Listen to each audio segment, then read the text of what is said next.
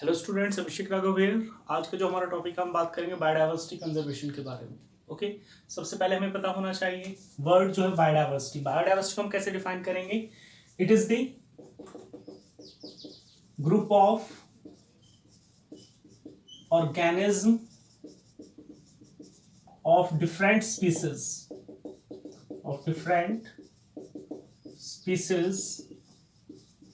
Of plants, animals and microbes found in a particular area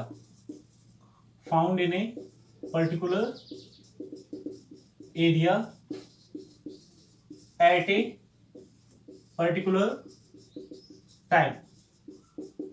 तो उसे हम क्या कहते हैं बेटा? बायोडायवर्सिटी। ओके, सेकंड जो टर्म है यहाँ पे conservation. Conservation simply means to protect and scientific management of biodiversity so that we can take maximum benefit from it and our future generation also get benefit from it okay, so that is biodiversity conservation। okay, with the help of this flow chart मैं आपको explain करूंगा किस तरीके से हम different methods use करते हैं biodiversity को कंजर्व करने के लिए। ओके, तो सबसे पहले यहां पे है in situ conservation. First is in situ, second is ex situ. Okay, जो फर्स्ट है हमारा that is in situ. In situ means at the site, native place where organisms are found, उनको उसी एरिया में क्या करना? कंजर्व करना, उनको उसी एरिया में प्रोटेक्ट करना। ओके, फिर इसमें जो फर्स्ट आता है हमारा दैट इज हॉटस्पॉट। जो हॉटस्पॉट का कंसेप्ट है ये दिया था नॉर्मन मेयर्स ने। It was given by Norman Myers in 1988। Okay, और उन्होंने कहा कि हॉटस्पॉट एक ऐसा पर्टिकुलर एरिया है where endemic species are found। endemic species का मतलब है ये स्पीसीज सिर्फ उसी एरिया में मिलेंगी, ऑल ओवर द वर्ल्ड ये स्पीसीज कहीं और नहीं मिलेंगी। और इस मैकेनिज्म को हम कहते हैं एंडेमिज्म। इस मैकेनिज्म को क्या कहा जाता है? एंडेमिज्म कहा जाता है। Okay, for area to be hotspot, कोई एरिया जिसे हम कंसिडर करेंगे हॉटस्पॉट के तरीके से, वहां पे चार मेन फैक्टर है, 4 factors. First, number of species बहुत ज्यादा हाई होने चाहिए। Okay, second, degree of endemism, यानी कि ये स्पीसीज कहीं और नहीं मिलनी चाहिए। Third, degree of threat to habitat by fragmentation and degradation. Okay, यानी कि कटिंग ऑफ ट्रीज वगैरह। Fourth, degree of exploitation. So these are 4 factors. ये 4 फैक्टर्स हैं जो डिसाइड करते हैं कि कोई भी एरिया क्या होगा? हॉटस्पॉट होगा। ओके, इनिशियली जो नॉर्मन मेयर्स हैं उन्होंने बताया कि total number of hotspot in the world is 25। Initially कहा गया कि जो हॉटस्पॉट्स का नंबर है वो कितना है? 25 है। ओके, लेकिन बाद में उसमें और ऐड किए गए। At present number of hotspot is 34। Okay, in India 3 hotspots हैं एट प्रेजेंट इंडिया में। Okay, first is Himalayan range, second is Western Ghat, Western Ghat, and third one is Indo Burman region, third one is Indo Burman region. Okay, जो ये हॉटस्पॉट है बेटा acquires only 2% of land, even less than 2%। Okay, but species in it are about 44%, even more than that. Okay, और ये extinct होने से बचाते हैं तकरीबन 30% स्पीसीज को। ओके, सेकंड इसमें हमारा आता है प्रोटेक्टेड एरियाज के बारे में।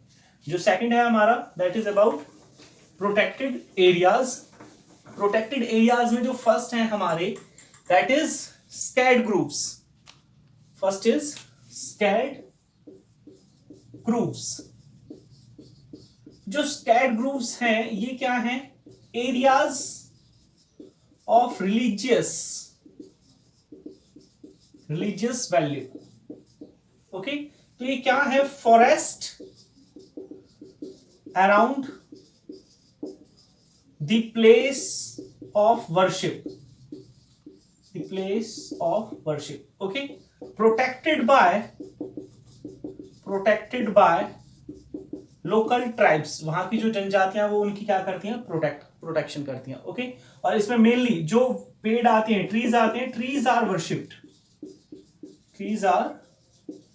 Worshipped, like tulsi, peepal, banyan, बरगद का पेड़, इन सब की क्या की जाती है? यहाँ पे पूजा की जाती है। ओके, एग्जाम्पल आ जाते हैं इसमें, जैसे अरावली हिल्स ऑफ राजस्थान, गारो खासी जैंतिया हिल्स ऑफ मेघालय। तो ये किस में आ जाएंगे? हमारे स्कैड ग्रुप्स में आ जाएंगे। ओके, जो नेक्स्ट इसमें आता है हमारा that is about national parks. जो नेक्स्ट है हमारा that is about national parks. Third, national parks. जो नेशनल पार्क्स हैं यहां पर both plants and animals are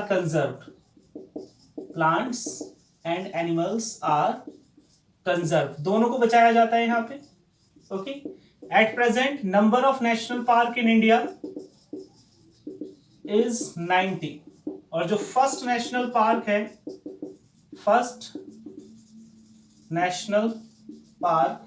that is Jim Corbett national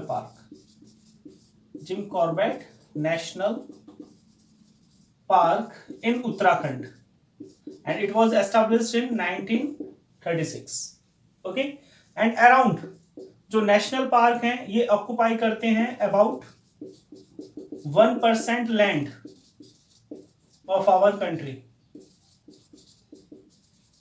around 1% land of our country is occupied by national park. Main चीज यहाँ पे क्या है कि यहाँ पे दोनों चीजों को कंजर्व किया जाता है, प्लांट्स का भी और एनिमल्स का भी। ओके, नेक्स्ट इसमें आता है हमारा wild life sanctuaries. Wild life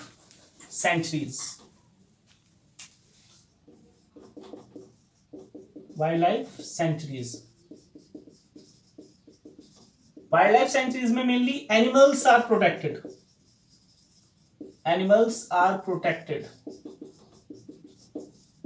okay, number of wild life sanctuary in India is around 448, और ये ऑक्युपाई करते हैं around 3.2% land of our country. Okay, animals को कंजर्व किया जा रहा है, but it does not mean that कि यहां पे हम प्लांट्स को नुकसान पहुंचा सकते हैं, नहीं। Cutting of plants that is completely band in this area. Okay, जो लास्ट आता है इसमें हमारा बायोस्फीयर रिजर्व। जो नेक्स्ट आएगा इसमें हमारा दैट इज बायोस्फीयर रिजर्व।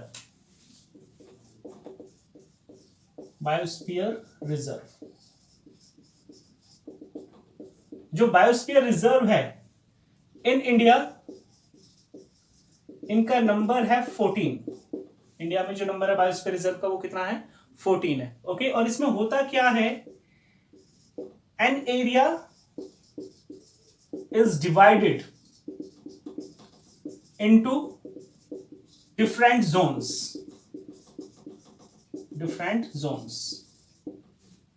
एक पर्टिकुलर एरिया को अलग अलग जोन्स में डिवाइड कर दिया जाएगा। ओके, यहां पे हम एक डायग्राम की हेल्प से शो कर लेते हैं। जैसे ये एक हमारा एरिया है पर्टिकुलर, तो इसको मेनली हमने 3 जोन्स में डिवाइड कर लिया। Okay, first, second, third. Okay, जो फर्स्ट जोन है उसे कहा जाता है कोर जोन, जो सेकंड है इसे कहा जाएगा बफर जोन, और जो थर्ड है उसे कहा जाएगा मैनिपुलेटिव जोन, या इसी को हम कह देते हैं ट्रांसिशन जोन। इसी को हम क्या कह देंगे, ट्रांसिशन जोन भी कह सकते हैं। ओके, सो जो आगे आता है हमारा, जो फर्स्ट है इसमें हमारा कोर जोन में किसी भी तरह की ह्यूमन एक्टिविटी इन्वॉल्व नहीं होगी, और ये एरिया पर्टिकुलरली प्रोटेक्टेड है किसके लिए, सिर्फ एनिमल्स के लिए। Okay, no human activity, conserved only for animals. इसमें ह्यूमन बीइंग्स की एंट्री भी बैन होती है। ओके, जो सेकंड है बफर जोन, यहां पे लिटिल ह्यूमन एक्टिविटी हो सकती है, little human activity like collection of timber,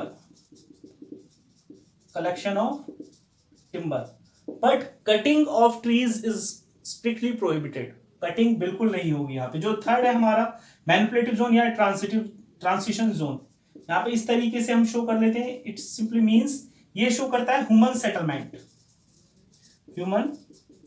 settlement, यानी कि ह्यूमन बीइंग्स मैनिपुलेटिव जोन में रहते हैं, ट्रांसिशन जोन में रहते हैं, परफॉर्म करते हैं agricultural activities are performed. Okay, फिर इससे आगे हम बात करते हैं जो हमारा सेकंड है, that is ex situ conservation. Second is ex situ conservation. Ex situ conservation का मतलब है out of its native area, means हम जो एनिमल्स है या प्लांट्स हम उनको रखेंगे human made environment similar to its native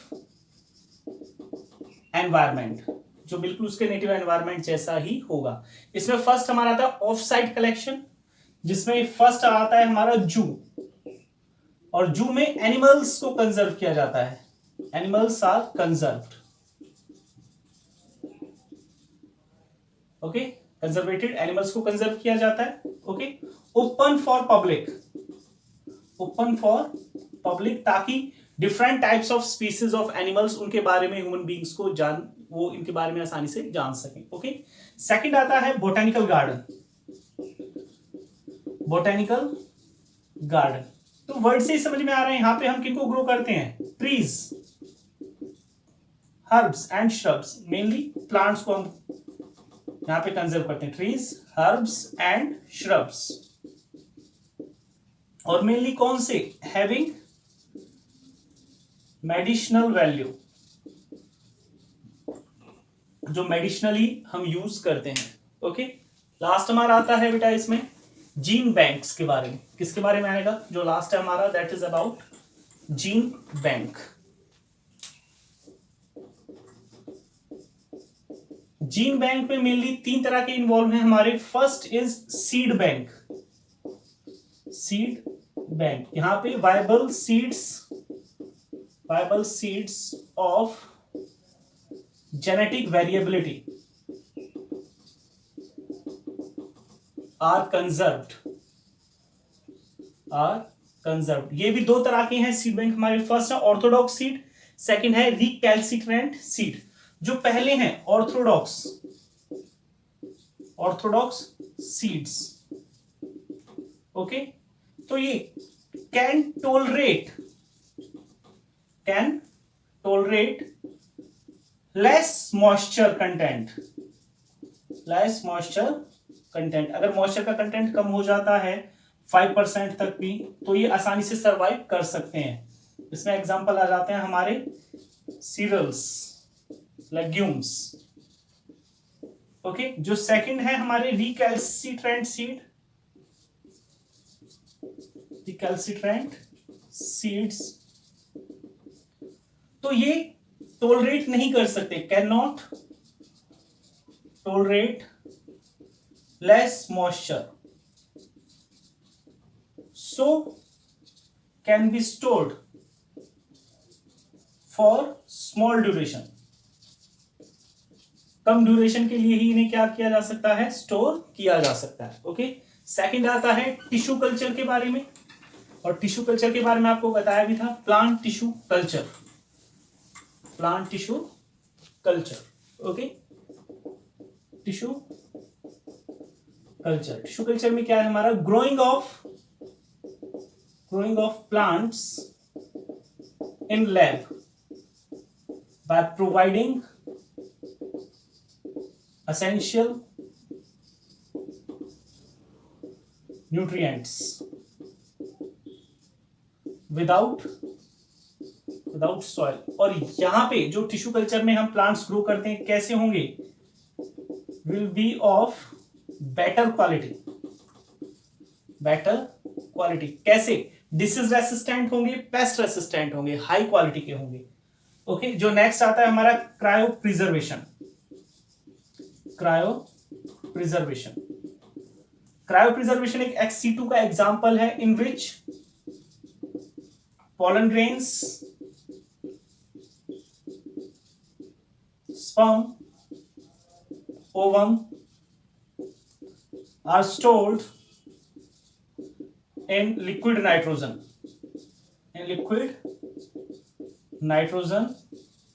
at very low temperature, at very low temperature। कितना टेम्परेचर होगा, -196 degree Celsius. Is that clear? तो ये टॉपिक था हमारा बायोडायवर्सिटी कंजर्वेशन के बारे में। होप सो आपको समझ में आया होगा। Okay, thank you.